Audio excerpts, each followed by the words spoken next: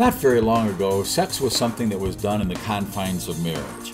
And if it was done outside of marriage, it was not something that was flaunted. And any sex other than between one man and one woman was not discussed at all. No one died from lack of sex, and the world didn't come to an end because millions of people chose to remain celibate until marriage. For years, kids were taught from the beginning in California schools that sex is your birthright, and that any kind of sex is fine. Men with men, women with women, whatever. Children were taught to put on condoms, and teaching on physical matters that are so unspeakable, can't even mention them on this video. So is it any wonder that by the time these students reach college age, there is virtually no restraint, no resistance to sex at all? In fact, sexual permissiveness is so pervasive on college campuses today that it's common for students to brag about having sex with a different person every day of the week and act like you're stupid or something for not doing the same. And during this time, virtually no one ever asks for permission. It's something that's just expected. It's assumed. It's ubiquitous.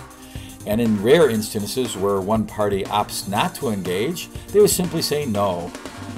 That's where the phrase no means no came from. And of course, there were plenty of other takers, so usually it was not a big deal to find somebody else who'd be willing to engage. But now that's all changed in California. Governor Jerry Brown just signed a bill to enact a new law called Yes Means Yes. At first blush, it doesn't appear to be any different. I mean, yes means yes, no means no, kind of like flipping a coin with heads on one side and tails on the other. But with this new law, it actually changes the paradigm, allowing about 98% of all sexual acts to be considered rape, should one party decide later to press charges. Why? Because for sex to be legal under the new law, one party literally has to declare their intentions to have sex and to obtain verbal or physical permission. Of course, as a practical matter, only a minority of sexual acts are done that way currently. Typically, it's looking into somebody else's eyes, kissing, and things kind of escalate. But now, if such a natural progression were to occur, one of the partners could be facing 20 years in prison for not getting a written memo or verbal consent to what they assumed was mutually desired engagement.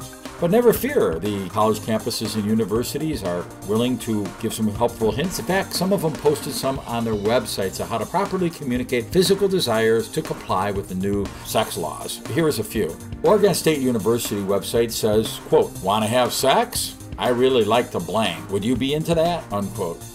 The University of Wyoming takes it a bit further with some additional suggestions. Quote, "Baby, you want to make a bunk bed? Me on top, you on bottom?" And if that doesn't work, getting you written or verbal consent from your target of sexual desire, they suggest this line, quote, "Would you like to try an Australian kiss? It's kind of like a French kiss, but down under," unquote. And if that fails, they offer one final suggested phrase, quote, "I've got the ship, you've got the harbor. Can I dock for the night?" Unquote. My, what has this world come to?